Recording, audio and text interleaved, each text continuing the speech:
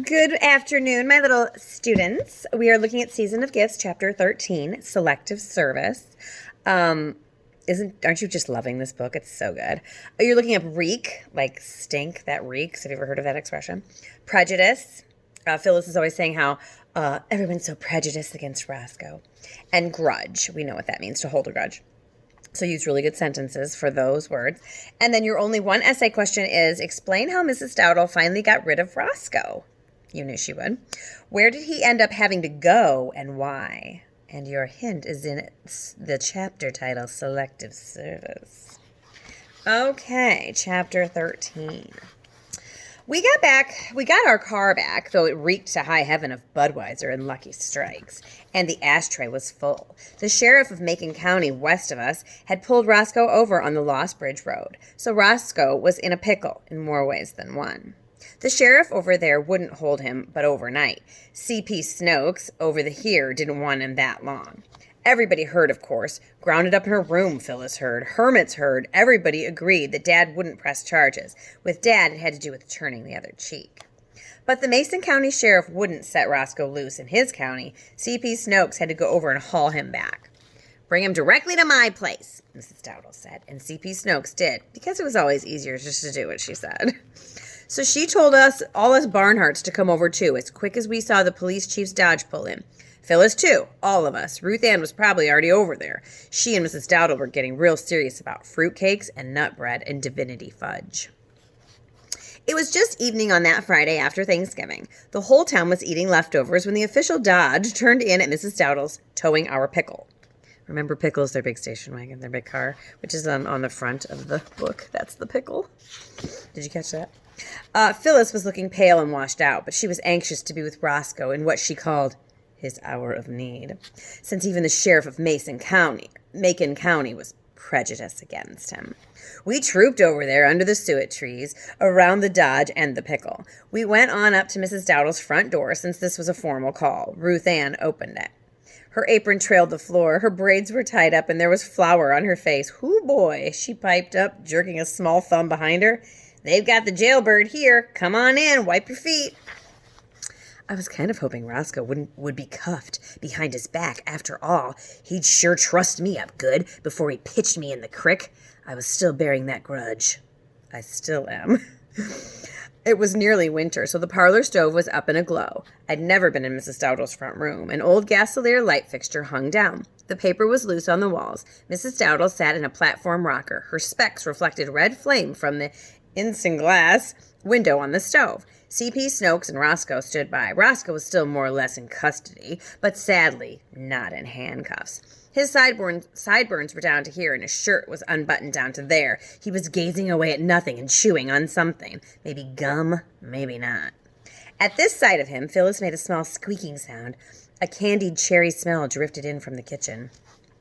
"Doggone it, Mrs. Dowdle," the police chief was saying. "I can't hold him at headquarters overnight without charging him. Anyhow, if I had him to sleep there, he'd dig his way out. You know what these Burdicks is. They're like a passel of chicken-eating raccoons. They can burrow in and burrow out of pretty nearly any place." "Well, if you turn him loose, you better sleep in your Dodge," Mrs. Dowdle remarked, "or he'll hotwire it right out from under you." Roscoe shrugged off this whole conversation. His weird blue and green gaze drifted Phyllis's way.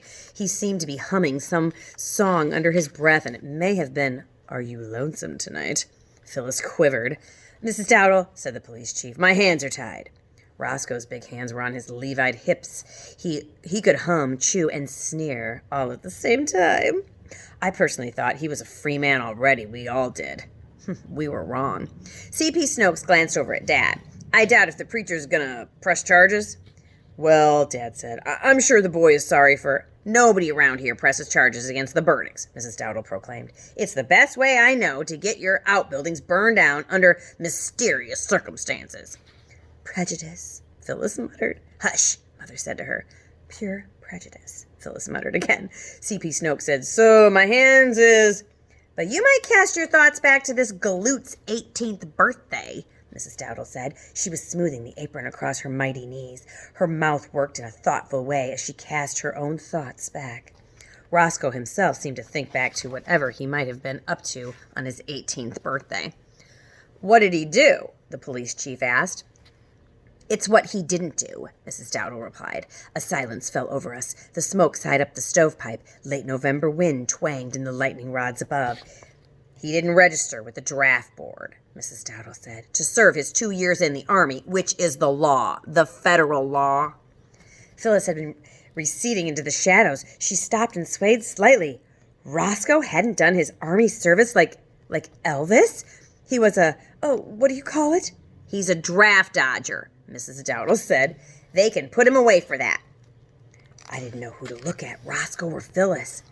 Oh, well, shoot, Mrs. Dowdle, C.P. Snoke said. I have an idea the Army wouldn't even want him. Anyhow, the draft board meets over at the county seat. I doubt if any of them citizens on the board ever heard tell of the Burdocks. Snokes, Mrs. Dowdle said, do you know who any of those citizens on the board is? Well, I don't know, as I could put a name to any of them. They drafted me in 1940, and all that bunch is dead or out of office. Well, I could name you one, Mrs. Dowdle said in a loud, carrying voice. And then an eerie thing happened. We were there in the circle of orange light around the parlor stove, Phyllis over at the edge. But now a figure was there in the door to the kitchen, small, gnomish, and necklace. But there, Ruth Ann was all eyes. Who wasn't? Come on in, Flora, Mrs. Dowdle waved a hand, and into our midst stepped Miss Flora Shellabarger, Miss Cora's feistier sister. Roscoe wasn't chewing any more now. He swallowed hard. Evening all, Miss Flora said grimly, the same Miss Flora who'd got her front yard plowed under her mounting block chipped when Roscoe lost control of his DeSoto and Phyllis. Roscoe Burdick, she said, scanning all the way up him. I've overlooked your case because I didn't want to wish you on the U.S. Army. But I'd be a derelict in my duties as chair of the Selective Service Committee if I left you at large another night. Maybe the Army can make something out of you. You haven't made anything out of yourself except a public nuisance, a danger to young girls, and a waste of space.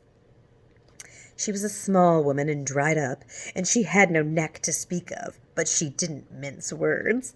Roscoe had pretty poor posture, but he drooped some more and he went pale. Even his sideburns looked worried. He reached for his ear, but he'd smoked his last lucky strike.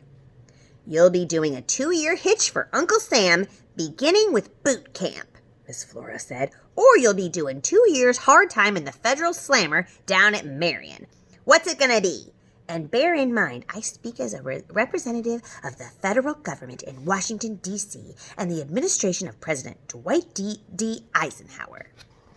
Even I noticed that Phyllis's head was whirling. Her own personal Elvis had been a draft dodger, while the real Elvis was serving his country and looking good in his uniform. Phyllis didn't know what to think, but it was too good a moment to miss. A quick inventory of every Elvis Presley movie seemed to unreel across her brain. I'll wait for you, Roscoe, she blurted out. However long, don't be too shook up.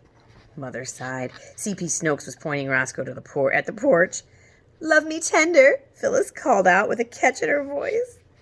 Roscoe left on the milk train for the induction center at St. Louis. Miss Flora Shellabarger processed his papers personally. The clerk at the Norfolk and Western Depot flagged down the train and gave Roscoe a free ticket for the chair car donated by a grateful community. C.P. Snokes put him on the train. Quite a few people stood out on their porches that nippy Saturday morning, gladly seeing Roscoe off. As the train pulled out through town, Mrs. Dowdle herself stood on her front porch, waving Roscoe goodbye with a dish towel in her mighty hand. So, back in the day, the government would send you a notice in the mail saying you had to join the Army, or else you could go to jail. And he didn't. He got his notice and he ignored it. And so, of course, Mrs. Dowdle knew this. And so she pretty much tattled on him. So now he has to join the Army. So that's kind of number one. That's what you're explaining. Okay. Good times. See you later.